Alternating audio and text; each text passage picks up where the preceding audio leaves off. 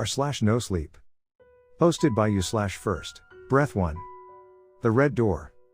Everything begins with the red door. We knock. I straighten my collar. I pull up my pants. Jenny gestures wildly at my zipper, that zipper, and I realize with horror, shit, the fly is open. I fight wildly to get it in place. Sweat builds on my brow. The hot white valley sun beats down my back like we're stuck in the Caribbean and the fabric is stuck. Of course the fabric stuck. The fabric always gets stuck. They make these goddamn pants just to get stuck on a schmuck like me. The zipper is caught on my boxers. I'm pulling. Jenny tries to help, but she's making it worse. Stop making it worse. The red door opens before we even have the chance to fix it. And then I'm standing there, with my hands on my crotch, and my girlfriend's hands there too. Her parents stare blankly ahead. The holidays are a stressful time for everybody. We laugh it off and we step into the kitchen. I go in for the handshake. Jenny says it's better to shake hands when meeting people for the first time. You have to keep boundaries, Maddie, people respect boundaries. Mr. Weber has a firm grip.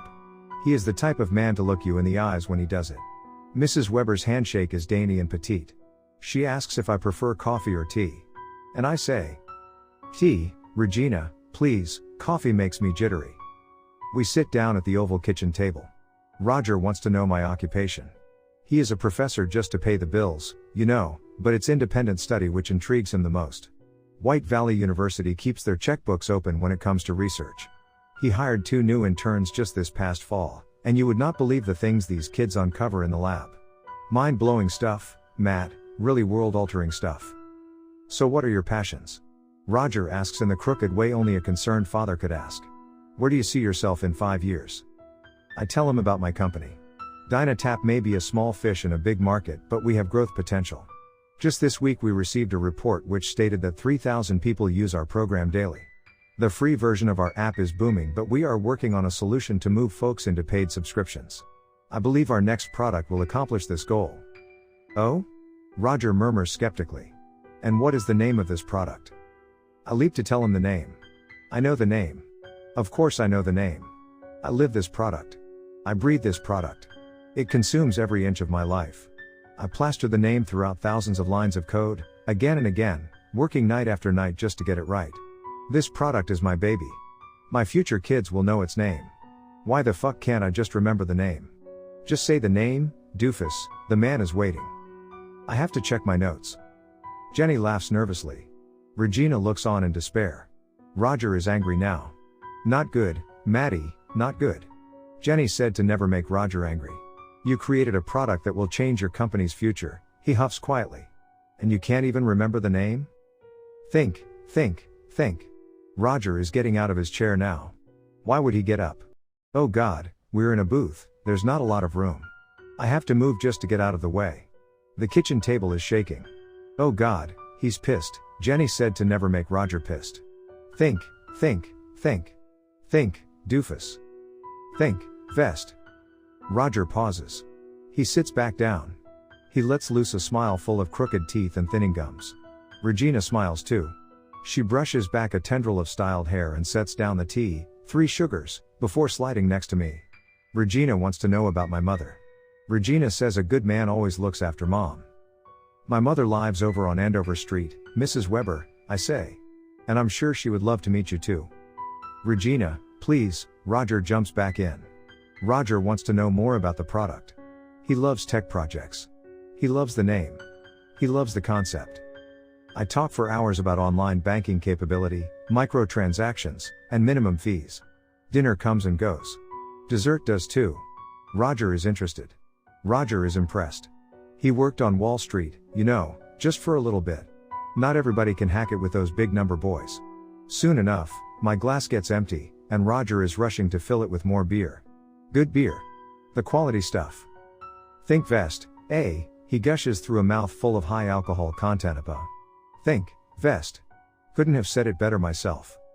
Jenny floats back to the table. She and her mother just finished the dishes.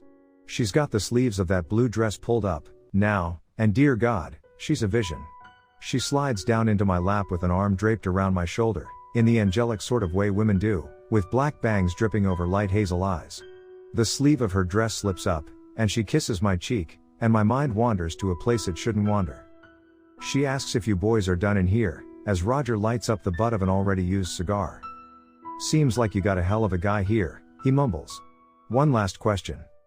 I nod. Roger likes a curt nod. What the hell do you want with my daughter? I laugh. Jenny laughs and slugs his shoulder. I look down in humility. I feel like I know Roger now. I feel like I know what he wants to hear. I know what any father would want to hear. I love her, I look him in the eyes when I say it. And I want to marry her one day. Roger smiles. Well, okay then. The evening ends with a vintage bottle of wine. 1983. The good stuff. Jenny looks giddy as a teenager in her little blue dress. She smirks with a giggle and shucks off the shoulder strap slowly. SpongeBob bed sheets smile back at us unabashedly from the top of her tiny little twin. Pictures of pop culture icons and articles about her dad decorate the walls. A mirror reflects any teenage boy's dream. You passed, she purrs. You finally passed. She pounces into my arms. Her perfume dances through my nose like candy. She pulls me into the soft spot, between her neck and her shoulder blades, and I've discovered peace, pure and unadulterated peace. I want to stay in that peace forever. Nothing would make me happier than staying here forever. But the lights go out. And the world turns to black. I wake up sometime after 2 in the morning. The house is dark. Jenny sniffles from the, slightly, far side of the bed. Roger snores from down the hall. Somebody tosses and turns, probably Regina, but I don't care if she's close to waking up. She can wake up if she damn well wants to, because I need water. God damn it, am I thirsty? Why am I so thirsty? I get up and curse the creaking bed as my soft feet shuffle quietly across the cold, wood floor. The staircase has 2 creaking stairs, and I don't know why I remember that, but I do, and I avoid them perfectly on my silent descent into the kitchen. I hit the light. The refrigerator has one of those water filters built inside. Paper cups are in the cabinet. Nobody will even notice. There won't be any dishes. I'll just grab some blissfully cold water and sneak back upstairs, my beautiful Jenny. But then something clatters in the basement.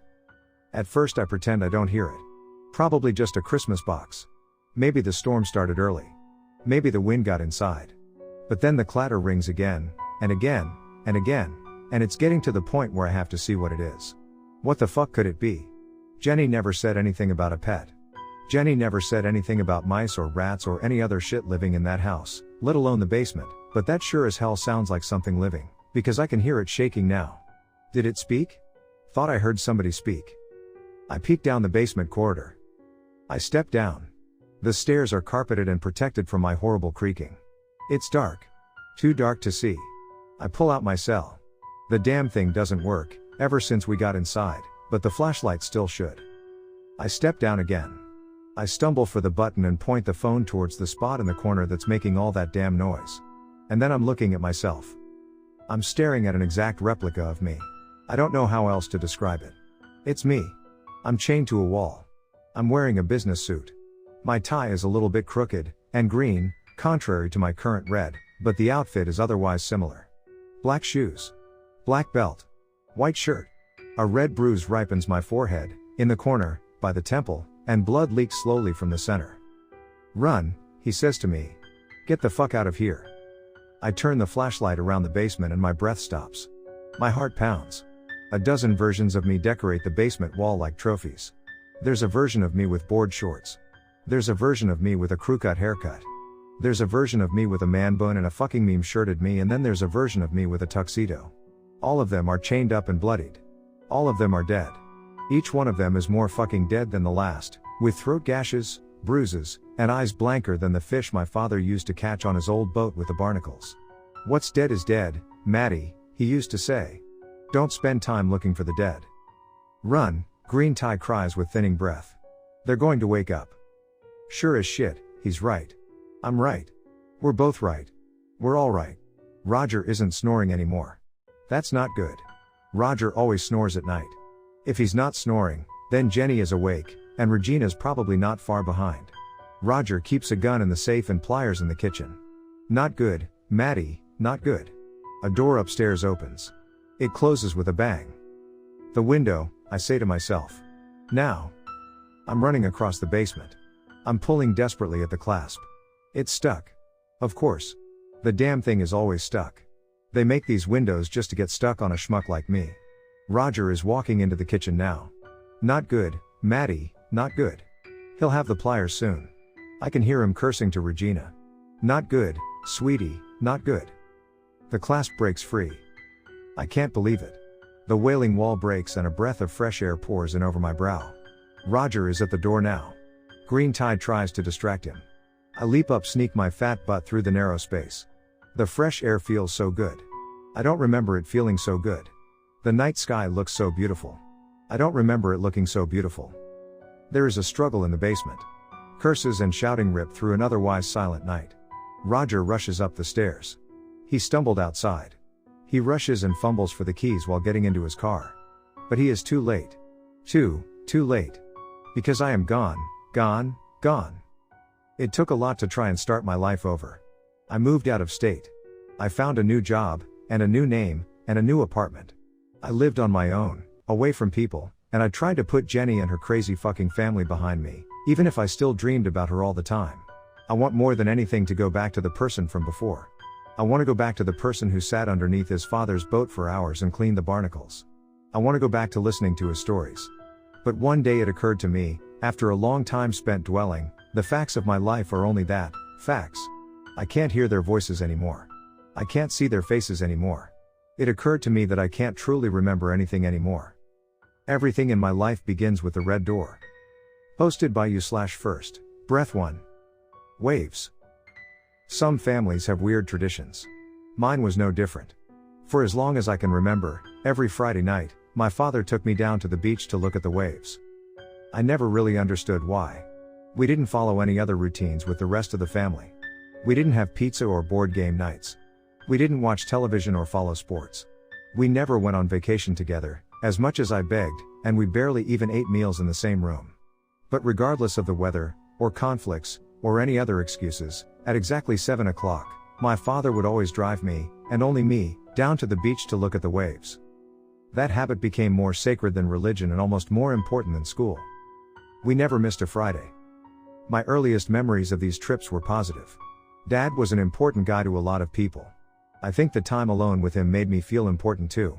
We had a puppy, back then, a German Shepherd named Lola, that followed commands and listened perfectly off-leash. Lola usually came along for the ride as well. That dog loved nothing more than to chase me up and down the dirty sand dunes. Something she would jump into the waves and splash around like a maniac. My dad always got a kick out of that. I was always scared she would swim away. We went swimming when it was warm and not too rough. We played in the sand when it was cold. If it rained, or snowed, Dad usually brought an umbrella, and we would just sit together and watch the waves crash violently against the coastline. Sometimes we talked about school, or girls, or anything that popped into our minds. Sometimes we just sat together and said nothing. I loved it. But the older I got, the more Dad's weekly trips became a burden to my social life. I missed birthday parties. I missed playdates. I missed just sitting at home after a long week of school and relaxing. When I was 13, a cute girl in the 8th grade asked to work on a project with me after school. Friday was the only day she could do it. I called my father up and begged him to change our beach day to Saturday. Just once, I pleaded, just that week. But he just said no, come home, and hung up the phone. His curt response made me furious. I was not the type to disrespect my father, but at the same time, I was a teenager. Hormones pumped through my veins. The idea of a big kid like me playing with his father at the beach seemed stupid and childish. I hated him for making me go. I hated him for holding me back. So for the first time in my life, I ignored my father's tradition, and stayed at school until well past 6. Sadie and I were in the cafeteria putting the finishing touches on a diorama when the raspy voice of our principal kicked on through the loudspeakers. Matt. Matt Richardson. If you're in the building, please report to the principal's office immediately. I cursed. Sadie oohed and giggled a bit. I picked up my books and slammed them into my backpack, promising to see her Monday, as a powder keg of rage built up inside my gut. I paced the empty halls once or twice, just to calm down, before I waltzed into the principal's office to find my father red-faced and furious. A perfect recipe for disaster. Get in the car. Now. We have to go, he fumed and turned to the principal. Thank you, Bill, for the announcement. We're late for soccer practice. My father grabbed me by the collar the moment we left the office. Then he nearly sprinted out the door. We walked that way through the entire parking lot, quickly sidestepping, with him holding onto my shoulder like a child. Then he opened the door to his SUV and tossed me in the back seat. I felt humiliated. The time on the dash reads 7:05. Soccer, practice, Dad? I repeated when he got in the driver's seat. Really? We're lying about it now? My father swerved the car backwards and gunned it through the empty lot. How many fucking times have I told you? He shouted. 7 o'clock. Every Friday. We have to be there. This is very important, Matthew, why would you disobey me? I wanted to scream back. I wanted to ask him why. Why? Who the fuck cares if we miss one beach day? Who cares if we go at all? Was it really that important to the old man that we spend time together? Why did it have to be this day, of all days? But I had asked and received no answer 1,000 times before. It's tradition, he would say. Tradition is important. Sadie's pretty face and features lit up in my mind. She would probably forget me by the end of the weekend. She would probably end up dating somebody else. The rage and hormones coincided to build up inside my stomach like a powder keg. I wanted to hit him. I wanted to hit him and make him realize what he had done to me. But I reached out and slammed my fist against the car window instead. The glass shattered all over my knuckles. Warm blood ran over my fingertips. My father's angry expression turned pale. Keep your hand inside, he snapped. We're almost there. We arrived at the beach in the pouring rain and parked by the old prison. My father cut the engine and nearly jumped out of his seat and into the rain. He had one of those flip phones, back then, the type that got shitty service too far away from the towers. He danced around dramatically trying to find a signal to place a call. You should have fucking listened to me, Matthew, he ranted. Why didn't you listen to me? The cell beeped unsuccessfully. My father nearly chucked it before he grabbed me by the shoulders and shook. I felt tears well up in my eyes. I know I was too old to be crying. I knew I looked like even more of a baby now. But it scared me to see my father so angry. He never cursed at me. He never shook me. My dad was the type of guy to offer a pat on the back and warm conversation as reassurance. He never acted this way. I pushed him back. I pushed him so hard he fell down to the floor and smacked him elbow on the concrete. Then I stood over him like there was more coming. I don't know what made me do it. I wanted to show him that he was not the only man in the house. I wanted to show him I could take care of myself. But my actions had the opposite effect. My father didn't respect me. He looked terrified. He looked at me like I was an animal. He looked like he didn't recognize me anymore. I started to cry again. My father still held the phone up to his ear from the ground. The fear vanished from his face as a dial tone sounded. Relief flooded in as a deep voice responded on the other end. He nodded, said okay, then hung up. Then he looked up at me and scooted away. I'm sorry, son, but you just have to trust me, he whispered. These trips are important. I wiped a few tears from my eyes and stuck out my hand. Sure, Dad, I sniffled while helping him up. I'm sorry. My father returned to the car to pull some bandages from his glove box. He carefully wrapped the ends around my knuckles. I protested for him to be careful as he stepped over to the back window and pushed away the glass shards with his jacket. Then he wrapped his arm around my shoulders and led me towards the boardwalk. It's okay, bud. Let's go watch the waves. My father died 2 weeks before my 16th birthday. The injury to his elbow prompted his first physical in years. The physical found the cancer. He fought for a long time. There were ups and downs in his journey that kept him in the hospital through most of it. Nonetheless, Dad always insisted I keep up the beach trips, even if he couldn't go. Just until your 18th birthday, he would beg pitifully. Please. I wanted to ask why. The question burned in my brain throughout the majority of my existence. Why did we have to go to the stupid fucking beach, every Friday, at the exact same time? Why did it matter? But ever since that day we fought, I reconciled to never make my father that disappointed in me again. And so I went. Even after he passed. And I never asked why. Sometimes I still took Lolly with me. Sometimes I took Sadie. Sometimes I just went by myself and took the hour to relax with a book by the waves. It quickly became a peaceful habit, rather than a painful one, filled with the memories of my late dad and the soothing sounds of the sea. But after high school, my goals drifted off in other directions. I wanted to go to college. I wanted to get away from the shore. I wanted to experience the world and see things for myself. And I wanted to live in a world where I didn't have a standing appointment every goddamn week. So when my 18th birthday rolled around, and coincidentally fell on a Friday, I resolved that night would be my final trip.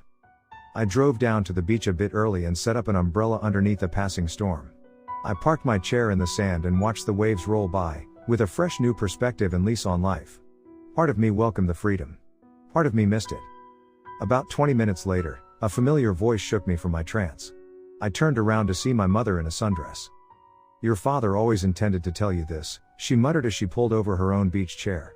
"And a little birdie told me today is your 18th birthday." I smiled and stood to give her a peck on the forehead. "Back in the 80s. She sat down carefully and looked out across the water. "Back in the 80s, your father and I liked to go out to the bars and drink. I know that probably sounds weird to you now. But we were young. And your father was a hell of a dancer." I laughed. She didn't. One night, when we went to this beach bar on the edge of town, and we got into a fight, Mom allowed herself a small smile. It was one of those bad but stupid fights, you know? I don't even remember the reason.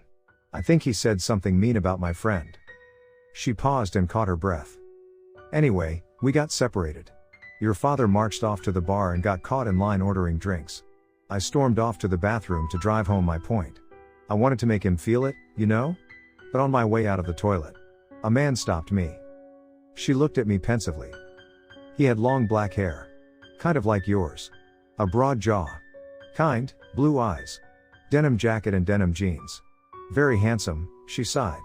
I talked to the man for a while, and when your dad didn't come back, I followed him outside for a cigarette.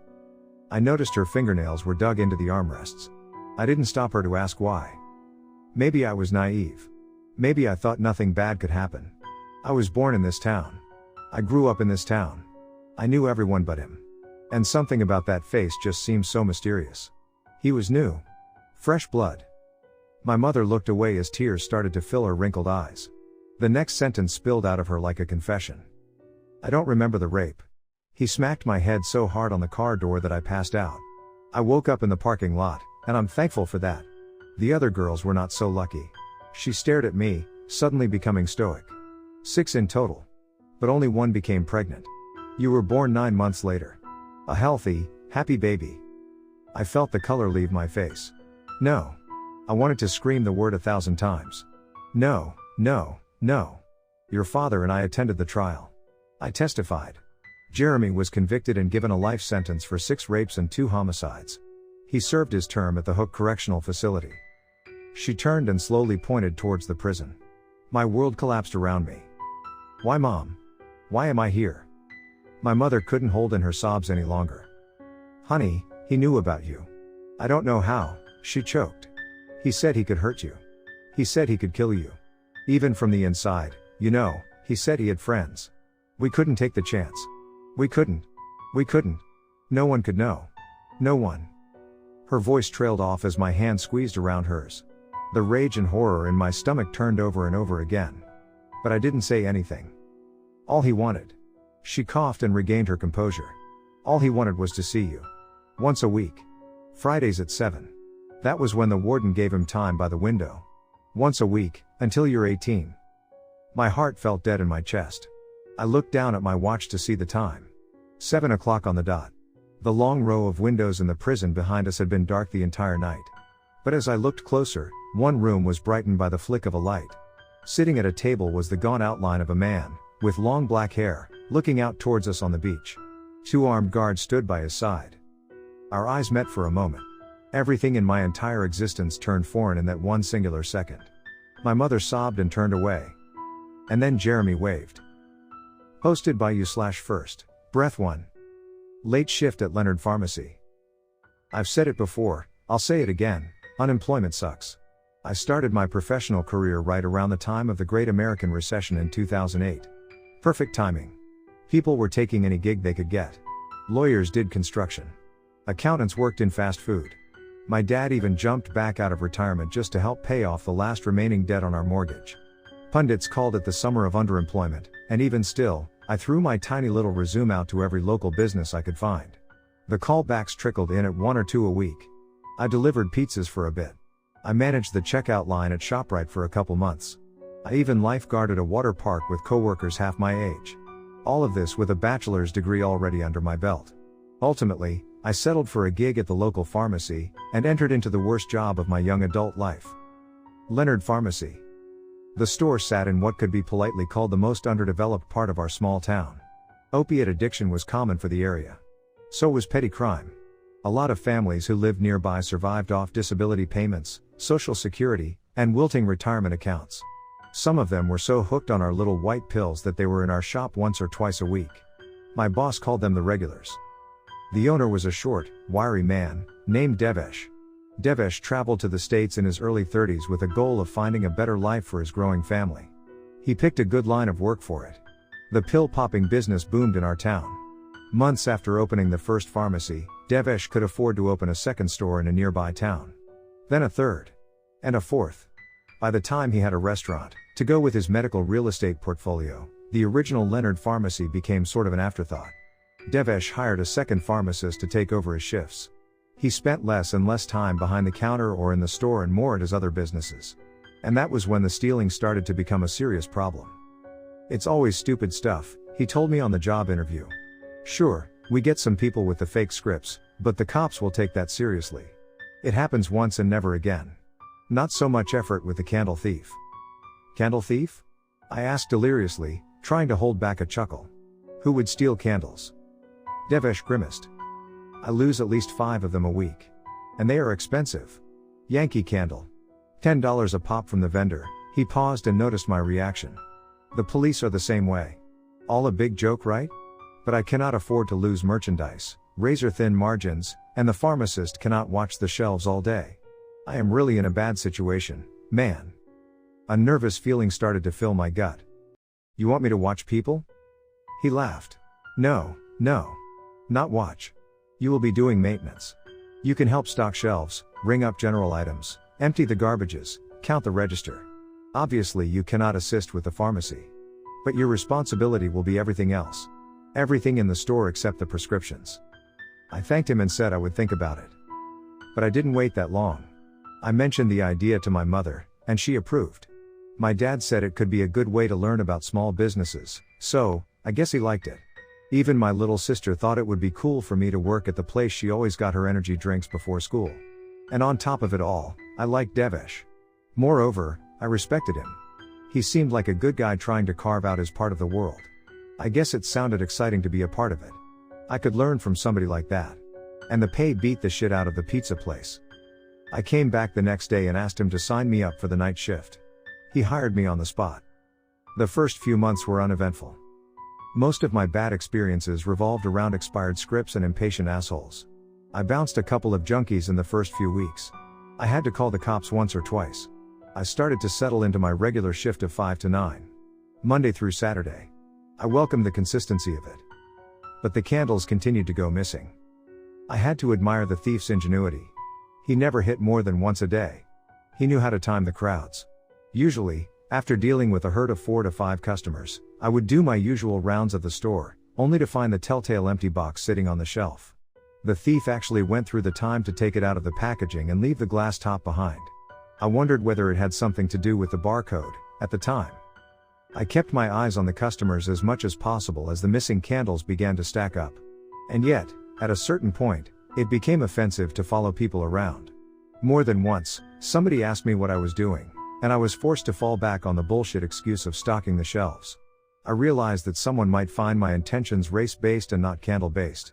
That made me even more uncomfortable. But the DOS didn't care. Devesh stopped in the store, one early Saturday evening, on his way to the restaurant. I could tell he was incensed from the get-go. "Buddy, I hired you to stop the candle guy, and all my candles are still gone. What gives?" I shrugged and tried to explain the difficulties of tracking the movements of 100 customers a day on my own. I told him about how it made me uncomfortable to follow people. He nodded and threw up an impatient hand. "Okay. Understood. I am not stocking candles anymore. They didn't sell well, anyway, and the company charges too high a premium. Razor-thin margins, buddy." Devesh caught me breathing a sigh of relief and continued. "I still want you to watch the shelves. A thief is a thief. This won't stop him from stealing." I agreed, thanked him, and sent him on his way with a fat envelope of money. Must be nice. I worked through the night shift with a new plan to give up on following people. Fuck it. Fuck him. I resigned to the fact that if the thief did move on to another object, say, air fresheners, we would deal with that damn travesty once the evidence became clear. Devesh would probably need some video cameras, not a human spy. The day moved a lot quicker with that thought in mind. Before I got another chance to look at the clock, it was already 9:30. 1 hour to closing. The store looked dark and empty as the last customer walked out with their 24-pack of water bottles. I disappeared to the back room to grab my jacket. When I returned, an unfamiliar man was waiting at the counter. The guy looked unremarkable compared to the rest of the population of downtown Leonard. He was around 5'5", white, with blonde hair and light brown eyes. He wore Timberlands, wrinkled jeans and an oversized gray jacket with a whole mess of hoods and zippers. He spoke quietly and nervously, with a hint of an out-of-area accent. I didn't respond to him any differently than the thousand of customers that came before. "Hi. Welcome to Leonard. Can I help you? Hi. Do you have any more candles in stock?" Jackpot. I know it sounds stupid, but my heart actually started to pound in my chest. The thrill of the catch was in my sights. Not a single soul, in 2 full months on the job, had ever asked if we carried candles. Nobody even bought them, to my knowledge, although Devesh claimed otherwise. My fingers ran towards the panic button under the counter. I had to call the police. But on what suspicion? Asking about candles in a pharmacy is most definitely not a crime. I had to bait him. But I didn't know how. So I stupidly said the obvious. Sorry, man. We're out of stock." His expression changed in a heartbeat. Placid brown eyes turned panicked and began to dart back and forth. He turned to look into the corners of the store. His ruddy red complexion became fully flushed. His voice cracked with anxiety. "Oh my God. Shit. Please tell me you have some in the back." I stared at him. My grasp found the raised emergency button. I begged the idiot to come after me. One push would be all it took. "No. Somebody has been stealing them. Sound familiar?" I thought the man would react to my accusation. That would be a normal thing, right? To deny it or confirm it. Instead, he ran to the front door and slammed it shut. Then he turned to face me. "Are there any other entrances?" "He's coming." I laughed. "Who is coming? What the fuck are you talking about?" He ignored me by running towards the bathroom. "You can't get in there without the key." He rushed back towards me. I noticed a wet spot forming just by his leg. "Look, I don't have time to explain. I'm sorry. He's coming. He told me he's coming. We need to hide." I realized he must be crazy. The man just wet himself in public. A fierce wind picked up just outside the pharmacy. The dead leaves still drifting through our lot kicked up and created an awkward scraping on the pavement. I stayed behind the counter and kept my eye on the guy, unsure of what to do next. He continued to ramble, unaware of my comments. The candles. The candles keep them away. I'm sorry. I don't know why. I think it's the smell. I tried to pay for some of them. I tried to pay for what I could." That sounded like a confession. I punched the panic button. "The sheriff's department is on its way, sir." He laughed. "You can call the police." "Good, please, call them. But they won't make it in time. They never make it in time. I don't even know what they would do if they did make it in time." The wind continued to pounce its way through the parking lot.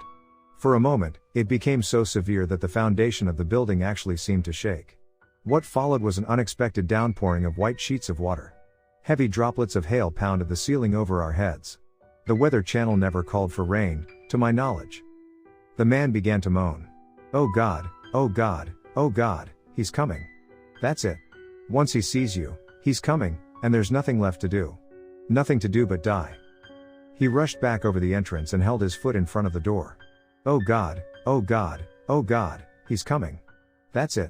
Once he sees you, he's coming, and there's nothing left to do. Nothing to do but die." 5 more minutes, I told myself. 5 more minutes before the police met their response time. The rain might slow them down, some, sure, but how long could it be? 10 minutes? 12? The man never appeared dangerous. He just ranted and raved away. "It's the candle, you see, it's that scent. He doesn't like it. But it has to be that flavor. Leporum, you know? It's expired. They don't make it anymore. You think they know? You think they know it works, and that's why they don't make it anymore? I think that's why. I think that's why. I hope I die. I hope we both die before that thing gets us." I had about enough of this.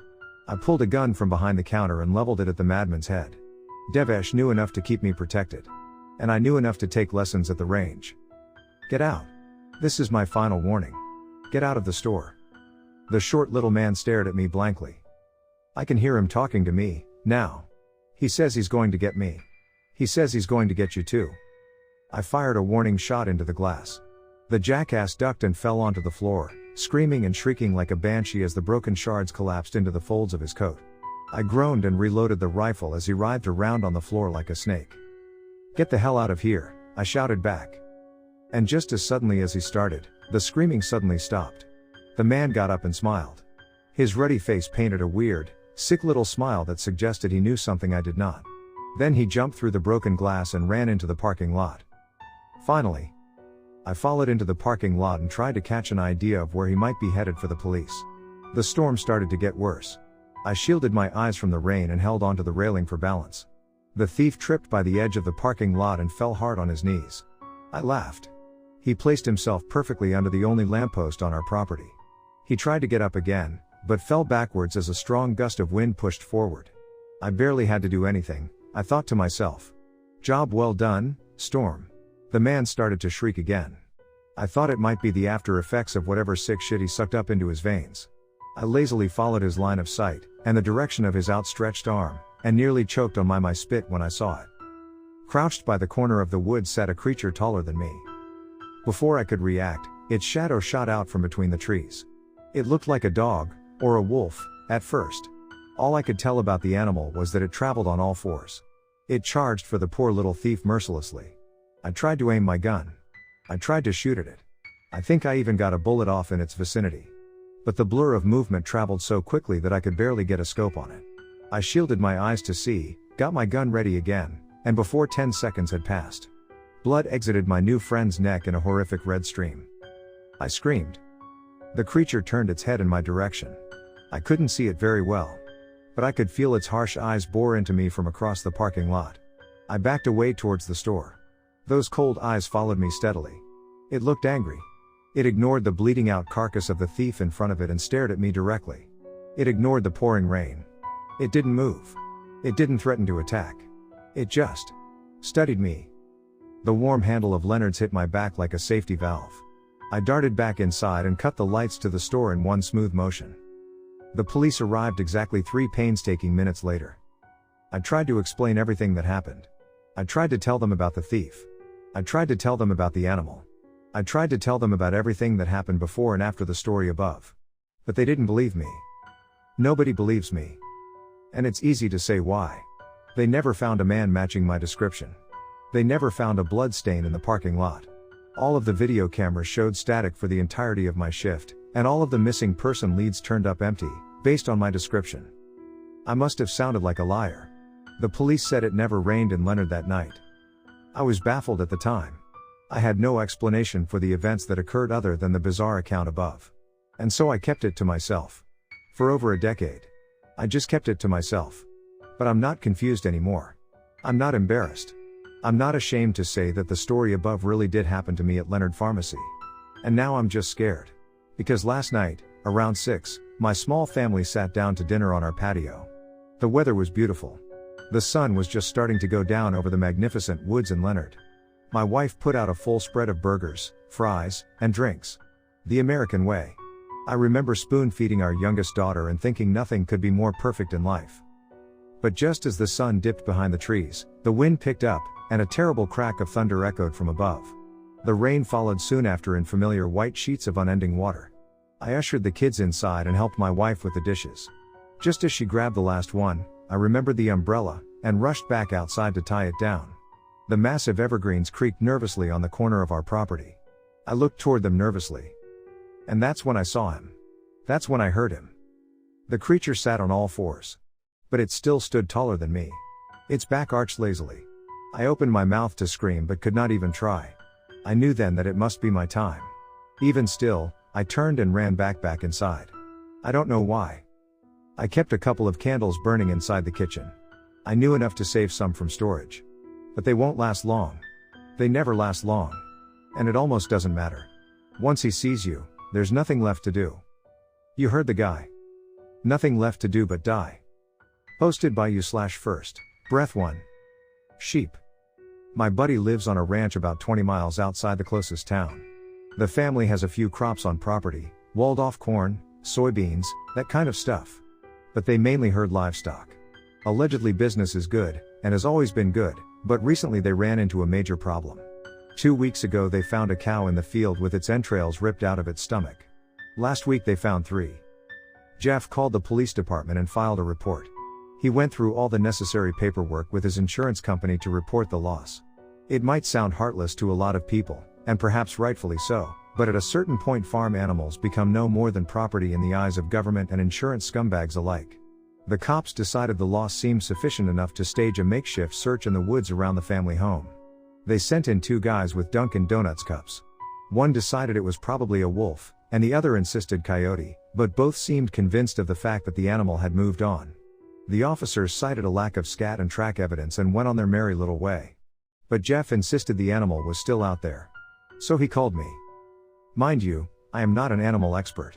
I don't know the first thing about cows, or farming, or ranching. I really didn't see how I could be of any use to anybody, and I told Jeff as much, but he sounded desperate. "You can fire a gun," he huffed over the phone. "Can't you?" "Barely," I told him. "It's been a while." "You have eyes," he continued. "Right?" "Barely." "Good enough for me." I hesitated. He noticed. "You probably won't even have to use it," he continued hurriedly. "The gun, I mean. I just want to catch this thing in the act. If you help me watch the fields, we'll catch it, and then you'll be $200 richer. Win-win." I hesitated again. He laughed. "Come on man, please," he begged. "Plenty of beer in it for you too." Should have led with that. Dead cows didn't do it for you? We went back to joking about college and all our old memories. I liked Jeff. I was never the type of guy to keep up with more than a few close friends from college. I always thought my annoying recluse tendencies pissed off the rest. But Jeff and I stayed in touch. My wife was close with his girlfriend. My family was close with his. Part of me felt like I owed it to him to lend a hand. The other part realized I had nothing other than Netflix and junk food planned for the weekend. And so I got in my car and hit the road an hour later. With the window down, radio blaring, and sunset fading. It felt like the right decision. I grew up a city boy. After college I moved on to a prototypical city boy's life. I took a job at a big bank and toiled my days away at a keyboard. I went home to a dark apartment building and woke up when it was just getting light. The point is that I rarely took the time to enjoy the awe-inspiring ability of nature. The drive to the farm was beautiful. An utter and serene feeling of immeasurable peace drifted out over the lonely country roads. The stars twinkled and vibrated up above. A warm rain came in over the mountain, and I left the windows down, just because it felt welcoming. I arrived to the farm a little after midnight. A long and winding driveway led to a paint-chipped barn and a house further down the way. Jeff stopped me in the road. He looked good, considering the circumstances, with a fresh new beard, overalls, and a thinning waistline. Farm life seemed to agree with him. He held a beer, a rifle, and an awfully uncomfortable-looking picnic chair. When my car rolled because he beckoned me to drop the window. "My dad's asleep," he whispered into my window. "I've got a 12er set up by the field." I nodded and moved to park my obnoxiously red Honda. Jeff laughed at me. I'll admit it looked out of place. But I don't really know what he expected me to do about it. "Behind the barn," he pointed helpfully. "Don't want the big bad wolf to see ya." I hit the emergency brake in a particularly appealing spot of mud and cow shit. When I got out, I stepped in it, and smeared my pants nearly up to the knees. Jeff covered his mouth to keep from howling like an idiot. He gestured over his head and turned tail towards the field. I groaned and followed him miserably up and over the hill, dripping the whole way. The sky opened up like a snow globe the moment we hit the top of the hill. I had to stand there and just marvel at it for a bit. Acres and acres of open grassland reached deep into the forest's edge. A sea of white moved and stirred lazily. It took me to realize that those were the cows. There had to be a dozen of them, sitting on the ground, minding their own business while fat raindrops smacked their unsuspecting heads. We kept going down the hill until we found a lonely picnic chair, surrounded by cigarette butts, pushed up against an old oak tree. A case of Miller Lite sat at the ready. I set up my chair beside it and helped myself to the beer. "What do you think did it?" I asked with an even slurp. "Bears don't eat farm animals, do they?" Jeff shook his head and pulled up his chair. He pulled out the smokes. One of the bigger female cows snored loudly. We both got a kick out of that. "Nope," he murmured. "Wasn't a bear." I nodded while he blew a cloud of heavenly nicotine my way. "A wolf then?" I asked. "Has to be, I guess, not that I would fucking know." Could be a wolf. Coyote? No, he muttered. Too small. What did you do with the bodies? He looked at me for a minute. I could tell he was judging my capability. I didn't want to fail the test. Call that a stupid masculine thing.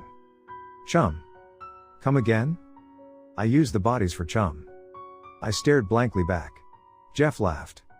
To attract the thing, he said through pursed lip and a cigarette. You know. Like bait? Where? Turn around, he smiled. By the barn. I turned and soon after fought the urge to vomit. Pushed up against the barn were 3 gallows-like structures. 3 rapidly decaying cows hung from long meat hooks. All of the animals' eyes were open. Decay, rot, and insects ate away at what remained of them. Bits of bones and guts stuck out from underneath ripped black and white covering. I felt my gag reflex, and I had to turn back, just to keep from vomiting at the sight. Jesus, man, I groaned. Why? Sorry about that, Jeff chuckled. The smell will lure the animal. I swallowed the bile in my mouth. Maybe that made sense in some farmer linguistic I didn't understand. Maybe dead cows made great wolf bait.